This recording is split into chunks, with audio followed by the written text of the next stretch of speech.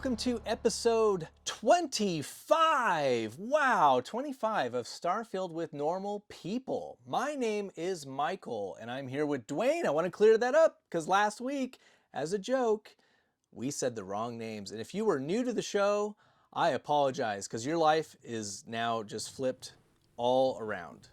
But I am Michael. That's right. That's right. And, every once in a while I want to mix it up just to keep people on their toes. That's right. Chaos, throw out some chaos and keep people sharp. I think that's good. Right. I think that's good. There's a method to my madness. Absolutely. Keeping people sharp. It's very important. Well, we're all trying to stay sharp now because I want to talk about some I feel like I can't call it big news yet because it's big rumors. But man, is it rumors from credible sources, and also we got a little bit of a confirmation today. So what am I talking about? Yeah.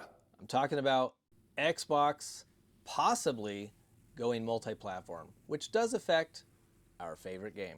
The great console wars of 2020 may be coming to an end because, I think the leaders of Xbox and PlayStation went out for a beer or something. They're like, Yeah. Hey, why aren't we making ungodly amount of money more than we could be? All for what? What are we fighting for? Right.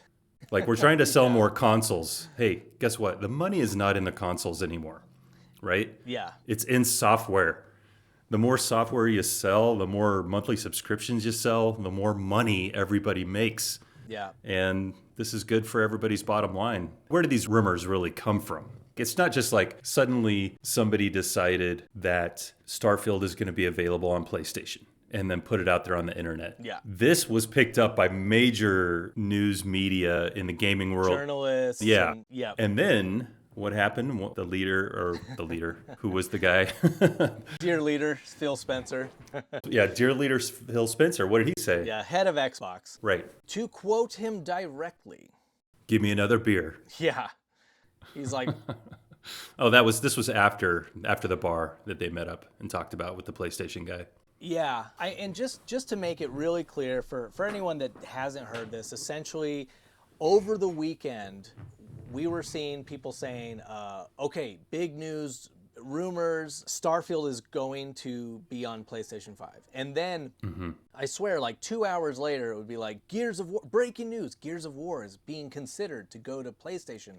And then it was like every few hours, another Xbox exclusive would trickle into the news as this is going to be, and until finally everyone was saying, okay, it very clearly looks like Xbox wants to go multi-platform. Phil Spencer today, he tweeted, and he did not say, there's no truth to the rumors, everyone calm down. No. He said, quote, "We're listening and we hear you. We've been planning a business update event for next week where we look forward to sharing more details with you about our vision for the future of Xbox. Stay tuned." That's right. And it's actually not about Starfield being available on another platform like the PlayStation. It's actually Xbox 32X, which you're going to put your Xbox on top of a 32X. And then there's an additional peripheral called the Xbox CD, which you're going to be able to play CD games on your Xbox now. It's amazing. I'm excited. I'm excited. Yeah, that's great. Why can't we go back to that time of just peripherals? I remember seeing, I don't remember how many there were, but somebody had stacked it was like the 32X and it was the Sega CD. It's what you're describing, but it was like they had it all. Yeah, it was a tower of gaming power. Yeah. Oh man, that was what the rich kid had on the cul-de-sac. Yeah, exactly. It was like $500 for that stupid add-on, right? Or at least one of them. And then the other add-on was like another $399 plus your Sega. Yeah. It truly was the rich kid vulgar display of power. That's so funny. This tweet from Phil Spencer, it really reminds me, it's like, hey kids, why don't you come into the living room and sit down? Your mother and I have something to tell you. It's got that energy to it. Instead of divorce, it's like, we're having 2 Christmases this year. Right. Well, see, okay, I like that you're seeing this very positively because a lot of people are spouting doom and gloom. They're saying that this is the end of Xbox, which I disagree. No, I mean, if you just went out and bought an Xbox, you might be pissed just to play Starfield. Yeah. There are a few people out there. And we said that on one of our early shows. I think we said, go out and buy an Xbox. They're not that much money considering everything that you can play. Yeah. Here's my theory, based on completely no information other than my gut instinct. Mm-hmm. My theory is that they are going to announce that all of these games are going to other platforms, but you can play it on Game Pass. Mm-hmm. They're going to make money off of them on other systems, so on the Nintendo Switch and on the PlayStation. There's no way Starfield's going to the Switch. I was going to say, nothing runs on the Switch. Are you kidding me? Although they do like some games actually are streaming, which to me, you need to make that very clear on the box. Right. Ahead of time. I mean, there's 20-second lag on everything, but hey. Yeah, but it's still fine. It's hardly noticeable. We'll see what happens next week, but I think that they're going to say, we're still going to have the Xbox. We're leaning into an all digital future, which we already know because friggin' Walmart is like taking Xbox games off their shelves, like permanently, apparently. Not a huge surprise. I think Xbox is just doing what PlayStation and Nintendo are going to do eventually by leaning all digital. It makes sense. This is kind of like the great prisoner exchange at the border of North Korea and South Korea, where we're exchanging a undercover military agent for whatever, one of theirs. We'll give you one of our games if you give us one of your games. But there's no way Sony's giving us any games. They're just giving Xbox money, I guess, like because they'll sell games. I thought I heard there was one that they were going to switch that I just read. Let me see. Maybe you're right. Yeah. Well, while you look that up, there is actually a good example of a Sony published game on Xbox, and that is it's a baseball game. It's like MLB The Show. I believe that's what it's called, but Sony got the rights to publish this game. I don't know what happened. Maybe MLB was like, what? No, we want it on all systems. We want to make more money. So it's actually pretty wild because they put it on Game Pass, and I'm not really a sports game guy, but I had to download it just to see what the fuss was about. And it was so interesting to be on my Xbox and have that opening, it's Sony Computer Entertainment on the screen pop up at the beginning. I felt like you. It's like, yeah, we're breaking down borders. Let's do it, guys. Like, there was a collective groan coming out of Seattle, Washington, where Microsoft is. When all the executives had to have that on their screen. Yeah, this definitely probably was not the plan a few months ago. Xbox bought Activision, and they went to court with the FTC or FTC or whoever. The ATF. Yeah, maybe for months, and they were just trying to convince them we're not going to go full exclusive. Don't worry. And I see a lot of comments saying, "Wait a minute, if they're just going to go third party, why didn't they say this back then?" Well, back then it wasn't part of the plan. And Xbox, and I'm saying this as a huge Xbox fan for a long time, but they've made a lot of missteps. They put the Xbox, the Series X, on sale right before the holidays for it was like crazy, like $350. And apparently it still didn't sell that well. That's what I'm saying. There's no money in hardware. Like they even discounted it. Sure. To sell more exclusive titles, maybe? I don't know. You're not wrong, but PlayStation is still selling tons of hardware. Yeah, but typically when Sony makes a PlayStation, it's subsidized product, right? They make their money on the licensing. Oh, right. Like they lose money on the console. Yeah. The console's a loss leader. Yeah. The good news is more people will be able to play Starfield and some other games. And I'm really wondering what's going to happen to reviews once the game is multi-platform. Suddenly the game is actually pretty good, guys. All those bitter Sony fanboys have now No. I don't know. I don't think it's going to change all that much. I mean, actually I did see that the review, it wasn't mostly negative on Steam anymore. I think it's now like in the yellow, whatever that is. Let me actually look. Okay. Right now it says mixed. Which is still better than mostly negative. You're right. It's still better than mostly negative. Yeah. I saw a post, and it's anecdotal. It's just one person, but I think that this happens with a lot of people. They said that they played it when the game first came out. They were disappointed, and they just had all these expectations, which, whatever. I don't have a ton of sympathy for these people because I was hyped for the game. I actually paid attention to what they said was in the game, and I was only expecting that. And I love the game. Anyway. And you also had a long history of Bethesda titles, so you kind of understood their gameplay style. Yeah. My point is that I'm seeing a lot of posts now where they say, I tried it when it first came out. I wasn't into it. Now I've gone back and they're realizing how much they love it. And I think it's really just, dude, I saw this same thing happen. We've talked about other Bethesda games. My wife tried Skyrim like 3 times and was like, I don't get it. It's sluggish and boring and takes forever to do character creation. And then after that 3rd time, it was like, now it's her favorite game. And she's gotten all the achievements as well. And she's still going to go back and create another character. And maybe she thinks maybe she'll get there with Starfield. But it's just one of those things. It's too new. It's too different. Yeah. And I think some people were influenced by the negativity that was out there in gaming media land or in internet land, I guess you could say. Yeah. And maybe that kept them from truly experiencing the game on their own without bias. So I think some people went back, played it, and then they figured out that they got enjoyment out of the game. So they were happy. Yeah. You know, there's so many things that you can do. And the biggest thing that people need to remember about Bethesda games is you don't have to do all the things. So, for instance, I saw somebody complaining. They said, I don't want to do New Game Plus. Like, why is this in here? It ruins the game because I've built this ship and I've got my relationships and I've got my outpost. Yeah. But no, I have to do New Game Plus. And it's like, no, you don't have to. And they were afraid of losing all that money. Yeah. Here's what's funny to me.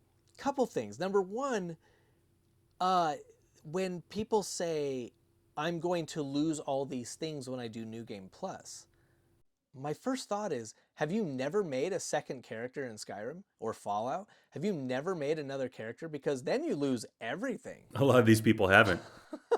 Yeah. It's kind of the personality of hoarding potions and then saving them for the big boss and then figuring out that you get new potions along the way. So you actually could have used those potions on the previous 10 bosses that you fought. Yeah. You know, it's like scrolls. Yeah. Scrolls in Baldur's Gate. How many of us have like 35 scrolls? Yeah. You know, riding around in your inventory because you're like, oh, I'm gonna need to save this one. Yeah. Coming from a place of scarcity in the game kind of creates this fear that if you go through NG and create a new, It was all for nothing. Yeah, it was all for nothing.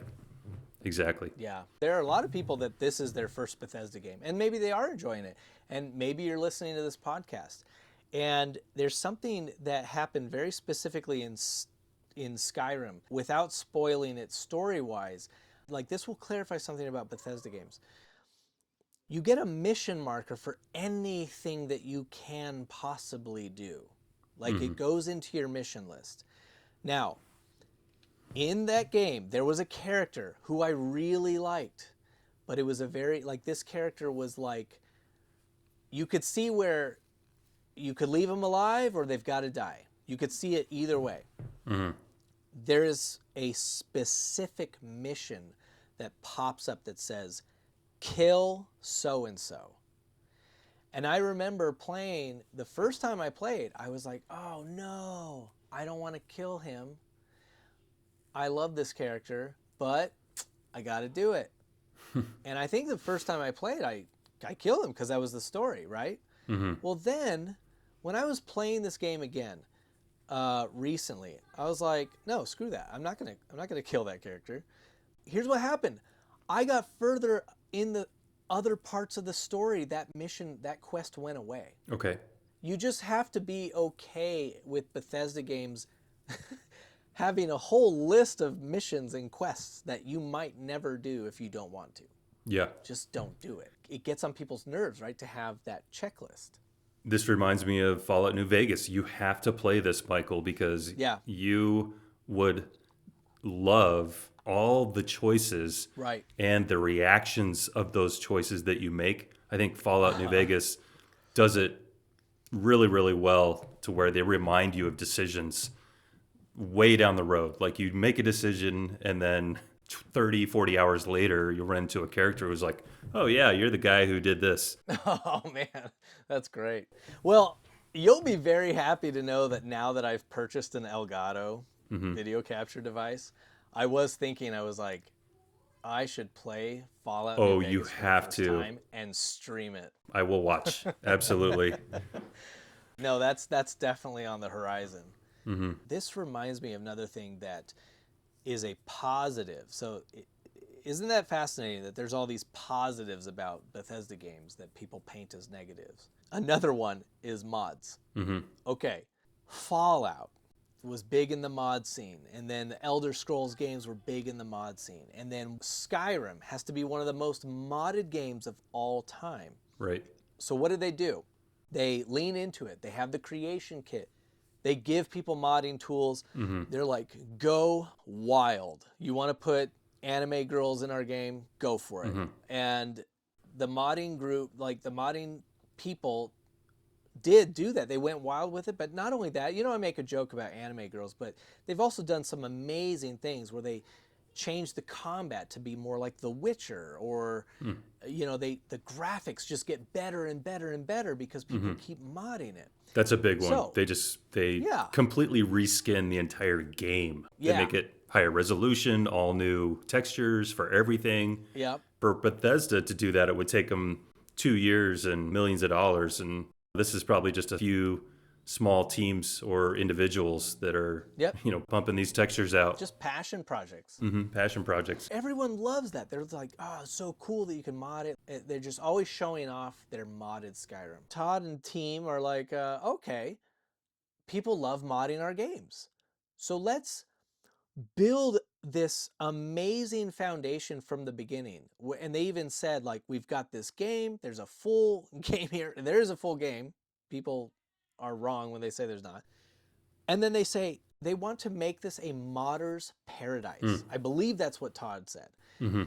With the 1,000 planets, they're going to release the creation kit, and then they want people to go wild with this entire galaxy. What is the freaking discourse that I see? I see a bunch of people going, oh, they want modders to finish their game. And it's like, dude, like this thing that everyone loves in Fallout and Skyrim, and they like lean into it. They're like, oh, we see how much you love this, so we're gonna do this. And then people like they always try to paint it as a negative. It's like, I don't know. Yeah, so for that person, a mod can actually do that. It can fix the game for them, even though the rest of us are still playing it and we're like, the game was fine before.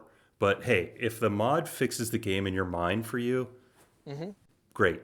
Download the mod. Sure. Now you have a different skin on your weapons, and now the game is fixed for you. Yeah. Go nuts with that. And don't get me wrong, I do think parts of the game need to be fixed. I'm not. Yeah, there's some big bugs, Yeah. that are still game breakers. We hear about them in our Discord. And I feel bad because honestly, I had my second crash, only 2 crashes in, I'm up to, I think, 90 hours of gameplay. That is amazing, yeah. Yeah, it's pretty amazing. I mean, I think when you get further in the game and further in the story, bigger game-breaking bugs occur. Because what I'm seeing from, feedback from people that have played hundreds of hours, they're running into like game-breaking bugs more often. I do feel bad. That is very frustrating. I guess there's part of me that says, oh, it's that meme, oh, first time. Because if you've been playing Bethesda games for a long time, that's just what happens. I remember Skyrim on the 360 was after you had dropped a certain amount of items and played a certain amount of hours, there were cities that we couldn't even enter anymore because I dropped something on the ground and yeah, you had a certain companion or you did something that triggered something. Yeah. I want to shout out, again, Larian, who is the company behind Baldur's Gate.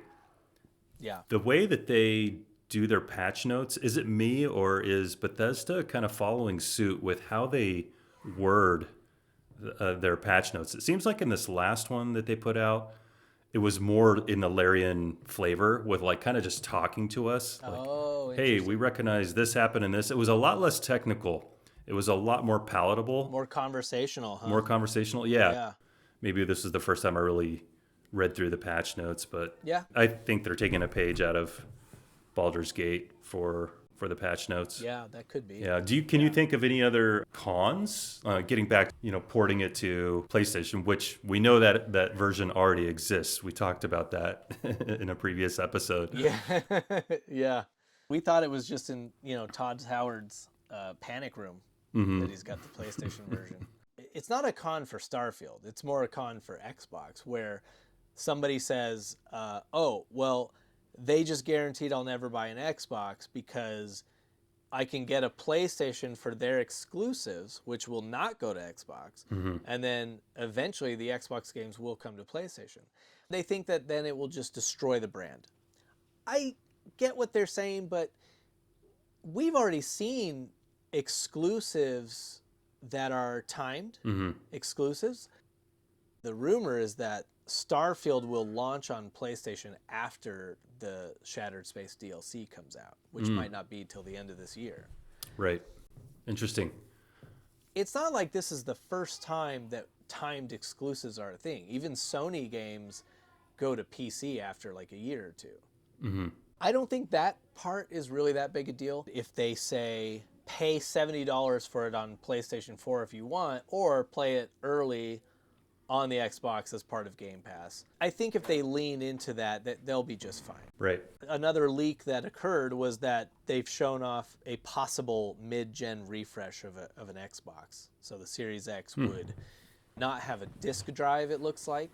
Yeah. This isn't confirmed, but these documents came out as part of the FTC investigation. Right. Pretty likely that they are correct. It's going to be the Series Y. Yeah. They'll have a Tesla naming convention. I was talking to a friend of mine today who he's also longtime Xbox fan. So we're both Xbox people just talking about how stupid the names of all the Xboxes have been. Actually, I would say Xbox 360 was great. The original was great. 360 was great. They were clever because they were up against the PlayStation 3, so they needed to put a 3 in the name so that people wouldn't say, oh, grandma and grandpa going, oh, do I get the Xbox 2 or the PlayStation 3? 3 is better than 2. Right. So that was smart. And then they went Xbox One, because it's all in one, which was horrible. And then they were like Xbox One S and the Xbox One X. Fine. That didn't bother me too much until they came out with the Series X and the Series S. And I was like, what are you doing? People are not going to know the difference between the One X and the Series X and the One S and the Series S. And I don't know, man.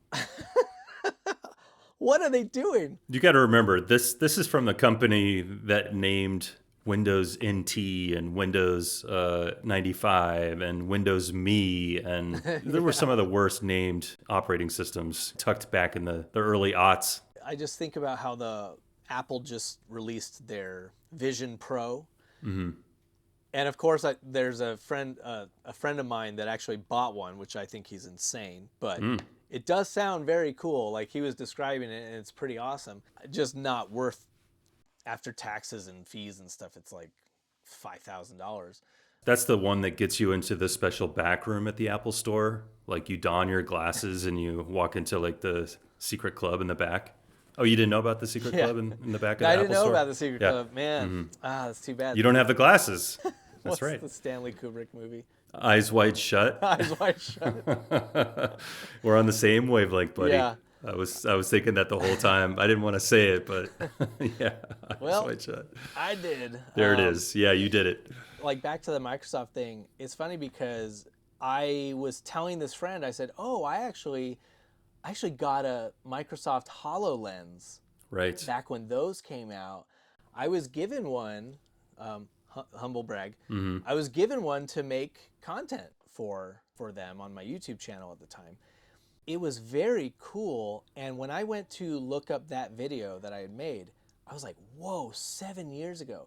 What's mind-blowing to me is that Microsoft, they had this tech, or at least an early version of it, 7 years ago. And now Apple, as usual, Apple's going to come along. They've refined it. They've made it more user-friendly, and they're probably going to make a killing with it. Yeah, absolutely. So I don't know what Microsoft is doing, because they're so innovative, but they don't know how to like the Zune. Everyone said the Zune was better than the iPod, but it wasn't as successful. Neuralink, that is like the future of consoles.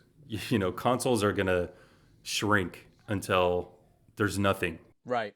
You used to have all these devices to be able to do anything on your TV, and now your TV is a smart TV. It does internet, it does YouTube, it does all these apps and stuff.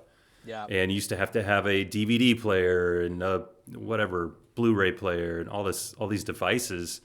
All that stuff's going away. So I feel like consoles, they better make their money now on the software, on whatever system they want. And I'm spoiled because I'm a PC gamer. Yeah. And big new titles we mostly get now. We don't get the Sony exclusives until a long time later, but there are so many games. Honestly, you just have to be patient, play all the other games that came out 5 years ago that are just now coming out to PC, and you're fine. So, but then there's tons of PC games that never make it to consoles at all. Right.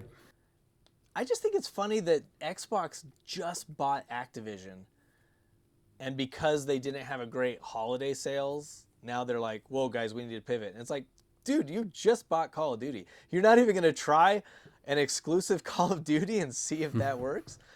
They'll probably try it, to be honest. Yeah. I mean, but what you said about software is so right, because Xbox streaming, so Game Pass Cloud is already an app that's embedded in a lot of Samsung televisions. Right. So they definitely have already been dipping their toes in that whole boxless sort of situation. The game streaming is really cool. The cloud is really cool to test out and play out, but no, I would rather have it on a hard drive playing in 4K with no lag. Yeah, absolutely. There's a mindset of wanting to have and knowing that it's on your hardware that you have right there next to you. Yeah. It's kind of like having a record player versus streaming music off Alexa or something like that, right? Oh, yeah. Is the fidelity any better? I mean, maybe the record was a bad example because there's such a specific type of fidelity with record players. No, I think this is a great example. Okay. Because the fidelity is better, but that does not matter to most people. The fidelity's better digitally, is what you're saying. Well, no. I'm saying the record is better because... To me it is, yeah. But I mean, it has noise and it has scratches and it has... Yeah. So you're looking for that texture specifically. You're not going to get that digitally. Well, here's another example. Compact disc. So CD is still... I've actually read an article recently saying that CDs are actually very comparable to records, but without the pops and skips. And that if you have a CD player, that is the best quality that you can get out of digital. Yeah. And the quality is far better than streaming on Apple Music or Alexa or whatever. But to your point about where things are going, it just doesn't matter to most people. Right. So for Christmas, I got Goodfellas on 4K Ultra Blu-ray. It's nice because if I put it in and I'm looking at it very closely, I'm like, yes, this is crisp. It's 4K. It's not compressed like you would get on a stream. It's so much better. And I know it's better, but what happens if I actually just go to stream something off of Apple or Netflix or whatever? I'm not going to notice. Yeah. 2 seconds into watching the movie, unless I have an interruption in the internet, it looks great. It's 4K usually. That's the thing is we all can see it side by side, but it doesn't, ultimately it just doesn't matter for your day to day. And I do think that video game streaming will get there. Absolutely it will. It's just not there yet. Yep. All right. Well, all in all, this is just, like you said, a good thing for Starfield because more people will get to play it. We're not, saying to PlayStation owners, hey, sorry, you don't get to play this game. Yeah. Yeah, definitely not like, haha. Yeah. Right?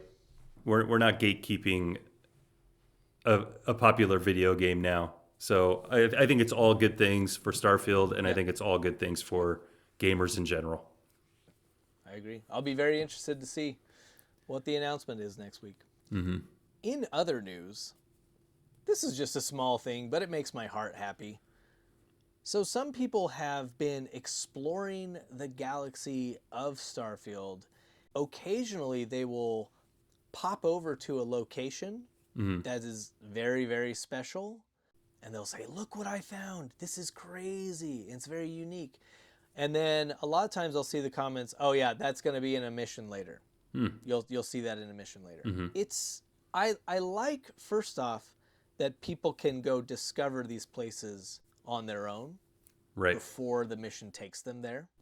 And it reminds me, I want to just talk real quick about Shadow of the Colossus. Sure. Because there was this game called Shadow of the Colossus on PlayStation 2, and now there's a remake on PlayStation 5. Yeah, I remember that. Right. Basically, Shadow of the Colossus were these 16 boss fights. And that was it. There was this large open world. It was like the faraway lands or whatever. And it's just this deserted area. And you would hold your sword in the air, and it would a light gleam would show you what direction to go for the next Colossus. And it was in a specific order. Now, what I found very fun when I first got that game was the light would be pointing me this way to the north. And I'm like, you know what? I'm going to go south. And if you just explored, like, it's so funny that I enjoyed exploring, and it's actually no surprise I like Starfield because this world was a big empty world. There weren't other enemies to fight. It was just those 16 bosses. That's it. It literally was just riding your horse across this desert. And I enjoyed it. And I would explore areas where the light was not telling me to go yet. And I would find these like empty arenas that were clearly where a boss fight will occur later. Right. I loved it. It was like finding secret ruins. And it was like I found something special on my own. I think gamers have been doing that since the dawn of time. I mean, trying to go backwards on Forza on the racetrack, or as simple as just trying to go the wrong way to see what would happen. Yep. Or in Tomb Raider, being rewarded with, well, what if I try to go this way instead of what is clearly the way forward? Yep.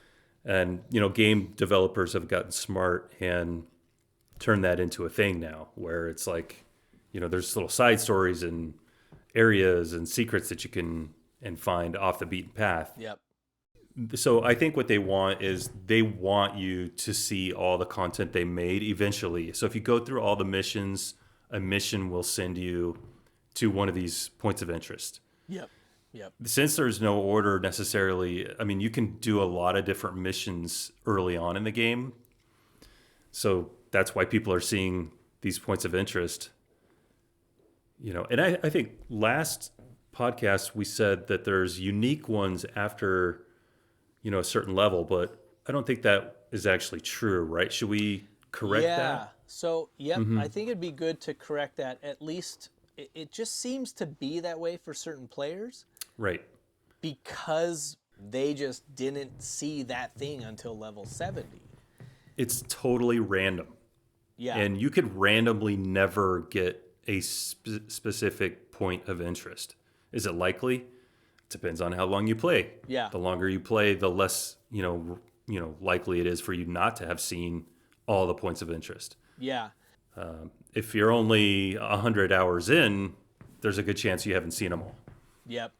I wanted to shout out specifically, so Kitalahara in our Discord server actually spoke to me directly because in the podcast I had mentioned the oil rig POI, and I said that it was a higher level and all that stuff. She actually found it at level 24, and she said that she went to a low gravity icy moon in a level 10 system, and this was during a Freestar mission. And so she actually found this oil rig just in that level 10 system. So that's actually pretty cool. Right. But it does confirm one thing that I thought, which is that it is only on the icy like moons or icy planets. And here you are, level 100, 10 times the level of Kitalahara, searching for the oil rig. It's just searching forever. Yeah. But yeah, even Oliver in our Discord actually mentioned that they're pretty common to find if you're going to these icy moons. It's just that a lot of people just choose not to land on the icy moons because they're barren.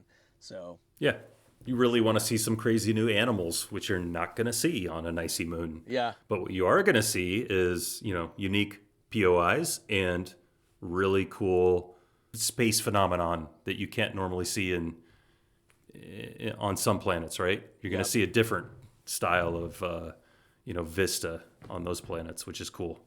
I feel like I really need to make an outpost on a barren moon because we don't have the ability to make star stations, like space stations yet. And to me, that's like the closest thing. So it's like a barren moon might be the closest thing I get to a star station. But you have to, like, that has to be coming, right? Like, I have to imagine that a DLC where we can build our own star station is in the plans. I would think so. Yeah. I mean, and I'll show you my barren moon on my outpost if you want. Yeah. Okay. I don't know. Maybe I might have to refuse that offer. Cherry Bomb from our Discord linked a story from the No Sodium Starfield subreddit regarding the Constellation mission board. And it was posted by a user named JP Hawk. And they said that they liked the Constellation mission board because you get a mission to explore and nothing else besides that. But in the process of exploring, you run into numerous different POIs. Yep. Some are the same boring ones, but several have been new with amazing loot. This user, JP Hawk, said, "It's put me on this cathartic rhythm of exploring, collecting resources, raiding POIs, then doing a loot sell-off or an outpost drop-off. And while at the outpost, I do some research, some upgrades, some outpost building, etc. It's a loop that allows me to touch all aspects of the game, and I'm over 100 hours in with only having done the UC faction questline." So I thought that was pretty cool. I found this very interesting because sometimes I forget that not everyone's having the same experience that I am in this game. And I knew about the Constellation mission boards, and I love them too because I love exploring. And so when I found out that like you could get money and XP, like a little bonus, just for doing something I already enjoyed doing as a relaxing activity, like I was excited. And then I saw that Cherry Bomb, I think I saw in the Discord when she realized that this was a thing. Which is funny because she has a lot of hours in the game, right? Oh yeah, she's way ahead of me for sure. Yeah. And but yeah, it's really amazing. Like if you happen not to go down that same hallway as another player, you might not know about this thing. But yeah. I believe I looked at that mission and I accepted the mission like the first time I went into the lodge because I fully explored the lodge, went up to that mission board, grabbed a mission off of that. I think I completed it, but I didn't really think much of it because there was so much else going on at the game at the time. But it's good to know it's back there waiting for me along with a new... Hey everyone, it's Duane. I'm in the middle of editing this episode. Michael and I got into a discussion about major spoilers, and we originally planned to cut it, but I like the conversation, and I feel like we're at a point where we can go ahead and talk about some of the main story elements. But I want to give you all due warning that we are going to discuss major spoilers of the main storyline right now. So if you want to avoid that, skip the next 4.5 minutes and you should be safe. If not, enjoy. A new chest that appeared. Wink, wink, nudge, nudge. Oh no. Do you know why that new chest appeared? Yeah. Oh. Yes. Oh my gosh. Dude. After the podcast, you're going to have to tell me who it was. Well, I mean, come on. Is it any secret that who my companion has been the last? Okay. Maybe you don't know how it works. We could. Yeah. Here's the thing. I think most people have been through this. Yeah. I'm really slow in this game. So, I mean, I feel like we could talk about it, but then I don't know. I don't want to spoil it for new players. Yeah, so. let's not. We won't. Okay, we won't spoil it. But most people know. So there's a mission where something major happens. So I don't want to break your heart. Don't go breaking my heart.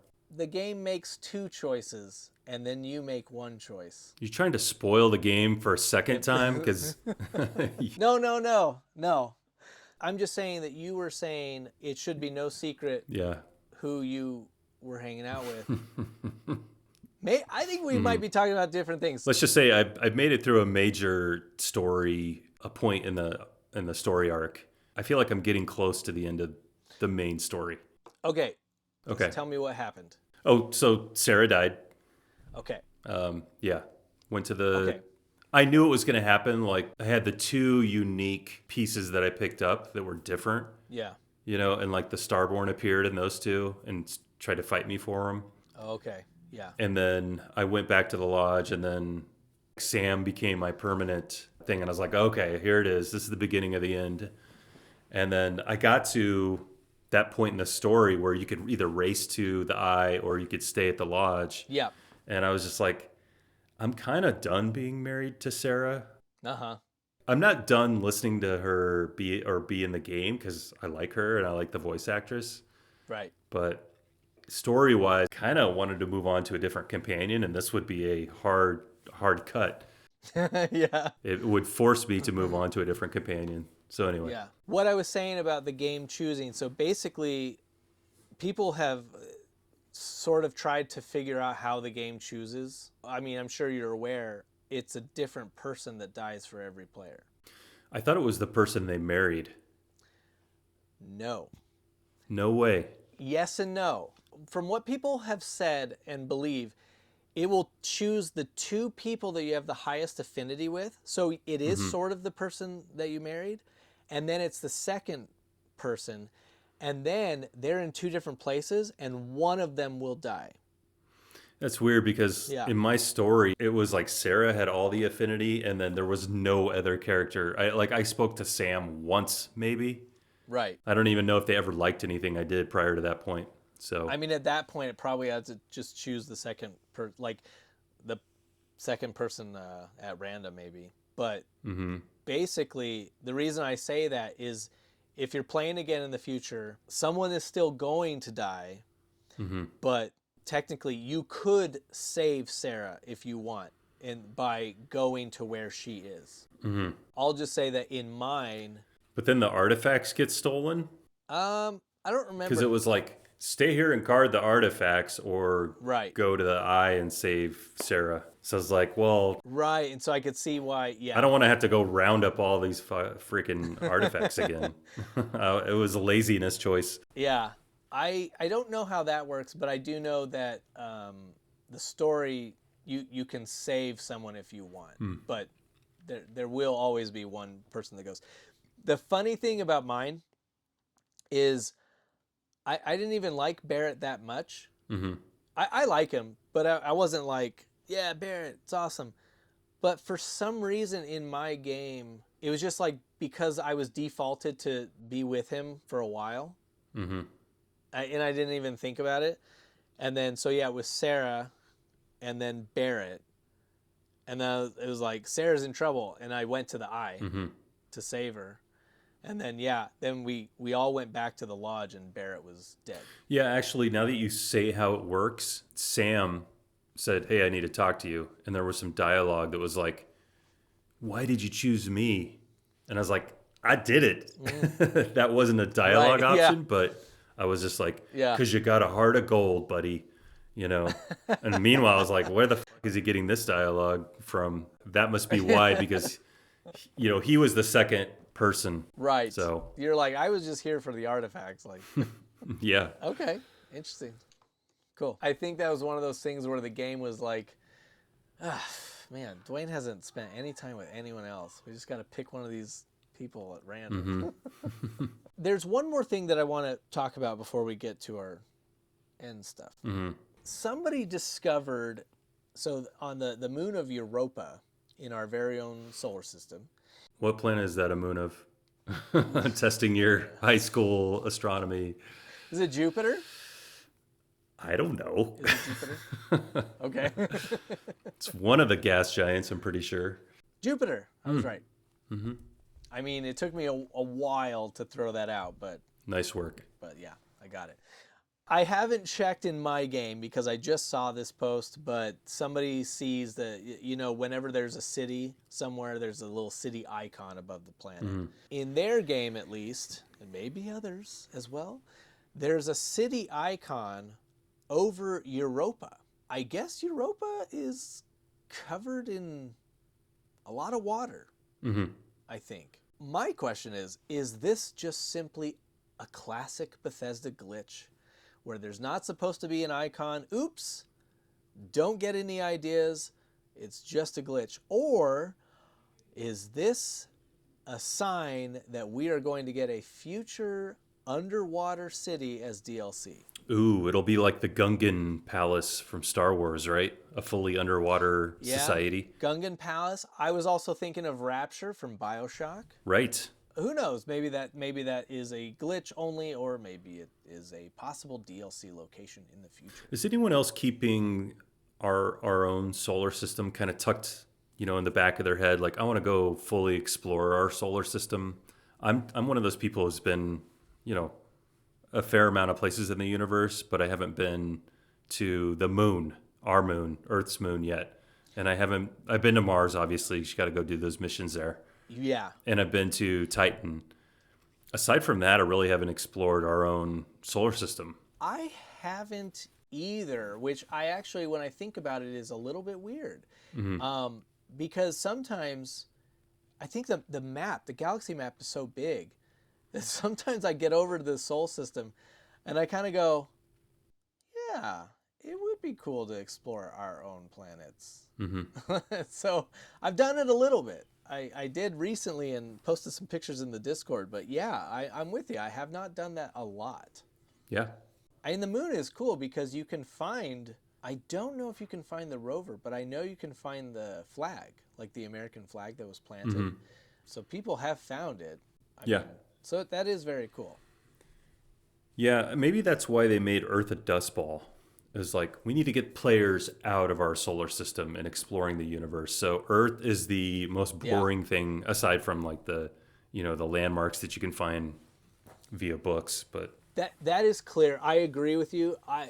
You can tell they definitely were like, we want to tell a story elsewhere, guys. But it's like they were sort of painted into a corner, making it a part of our universe. Right. Not painted into a corner, but you can see where they're just like, all right, let's see. What can we do to Earth so that technically it's there, but you don't have a ton of reason to go there. If Earth hadn't entered this apocalyptic state, they would have had to populate it somehow with billions of people, and that would have been impossible to do. So yeah, I see a lot of people, they'll be like, oh, if you think about it, what's going on with the Earth doesn't make sense. And like people try to like talk about how it doesn't make sense.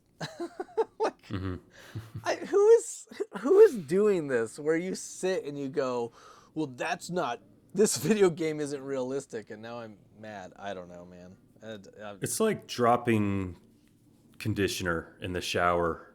You just got to let it go, man. You're not going to be able to scoop that conditioner up and put it on your hair. Just, hey, conditioner's not cheap, but just let it, yeah. Just let it go. Just let it go. Well, as always, we do invite everyone listening to click on our link that takes you to the Discord. because the Discord is an amazing place with like-minded individuals such as yourself who love Starfield Yep. and are helping each other explore Starfield. Yeah, and there's actually been tech help in there, which I thought was nice. There was a couple people that got a fix helped by other people. Yep. So if you're having a little issue, whether it's like a crash or maybe just a question about the game, that's also a good place for it. Yeah, it's very likely you're going to have some really great discourse. Like, we've just seen so much positivity and just fun. Like, people are really funny, like, and very extremely creative. So we have the Starfield Adventure Club where we all go to the same planet every week, and people are telling stories, and I can't believe like how good some of the stories are. Oh yeah, and they're just getting better. Like, They are, yeah. I saw a new one that maybe I won't spoil it, but I'm like, this is going to a new level. Yep, I might know exactly what you're talking about because I was just reading and going, "Whoa, I am very invested in these in these characters." It's very interesting. Yep. So yeah, and if you are interested in building ships, every week we have the Drive Challenge. So that is where you build a ship based on a certain theme that's going on. That's right. Very fun. Yeah, there was tiny ships this last time. There were some really fun ones in there. I was not disappointed. This was something I wanted since the beginning. I was like, we got to have tiny ships. Now we've done it, and it's been super fun to see. Dude, do you remember batteries not included? Probably not. I do remember that. Oh, you do? Yeah, the little UFOs. Tiny ships. That's right. Wow, that is a deep cut. That's like my It's a throwback. yeah. That's like one of those movies that like I watched a ton as a kid, and then totally forgot about it until you mentioned it. So they released that movie free on Christmas Day for like one day. Really? I think it was the first time I ever remember a movie like being free. Yeah, I don't. Like you could just go to your theater and like, get a ticket Wow, I've never heard for of this. Just one day, I think. Yeah. that. Wow, that's crazy. Michael, I think we should shout out our Patreon members. Do you know that you can, or that we have a Patreon? Yeah. Did you know that? I did know that. You should. Yeah, you set it up. Yeah. We have one, and you can go, and just for as small as $1 a month, Yep. you can be a part of our amazing Patreon. We appreciate it. And we want to actually shout out some people. We got quite a few names here. You want to read off a few of them? Yes, I would love to shout these people out. Thank you so much, Gilly Bum Sparkle, Agrivar, Baldfi, Kittalahara, Toby Sands, and Space Cadet. All of you people are amazing, and thank you so much. What do you mean, you people? I only mean the best, only the best people. I do want to just say thank you guys. It really means a lot. It means that we can keep this amazing machine running. And I'm just going to shout out, if you haven't joined Patreon, I'm going to shout out some benefits just real quick. So for $1 a month, which by the way, we're not charging per episode. A lot of podcasts charge per episode, which is fine too. But this is just per month. So $1 per month, you're getting ad-free episodes, early access, and of course, we're going to shout you out. Now, boosters, those are $5 a month. We are doing everything that is included there, plus a 4K digital wallpaper every month. We're doing community polls. We're doing a monthly bonus episode. Our boosters got an episode that nobody else got, right? So last month, we did a bonus episode, and we're going to do one this month and forever and always. Yeah. And Michael, I didn't tell you, but our friend of the show, Eric, who was a guest on our show a couple pods back, he is going to print some 3D printed figurines. So he brought over some a couple days ago, and I got to check them out. That is amazing. Yeah, I might figure out how we can incorporate those figurines into either the Patreon or maybe for the SAC award, one of those two. Yeah, we'll figure it out. That is really cool. Yeah, if we can figure out a way to just reward this amazing community or someone within that community with one of these 3D printed figurines, man, I want one too. Yeah, right? Me too.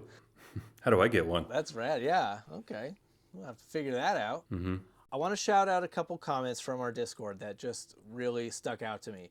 Socrates Machado said that in the last episode, you talked about how Crimson Fleet should work as a real-life Craigslist for selling stolen ships. Or shall we call it Crixlist? I just love that so much. Nice pull. I think that's great. Yep, that was great. Craigslist. And finally, one other comment that I want to bring up from the Discord. Agrivar, Duane, I made a huge mistake. And when you make a mistake, you got to apologize, right? Okay. What did you do this time? Now, a lot of people just listen to the podcast, and that's great. If you happen to catch it on YouTube, it's actually our podcast accompanied by a lot of gameplay clips that I myself collect while playing the game. Yeah. Now, Agrivar was watching, and he wanted to know that at 5:30 into the last week's episode, why did I not loot the Canuck? Apparently, I was looting money, bullets, but I left Canuck on the table. Rookie mistake. I'm sorry for anyone that I've offended with my actions. How dare you? You know who would be upset about that? Oliver? Or who? Yes, but also the king of Leviathan 4, obviously. That's Duh. right. Yeah. Was it Leviathan 4? I think, yeah, it was the king of man. Leviathan 4, yeah. Yeah. Oh, where boy. we go to give the empty Canucks canisters As too an as an offering. That's right. Well, I'm not promising this, but I might be trying to hoard as many cans of Canuck as I can. Right. We'll see. Get that persuasion up. Yep.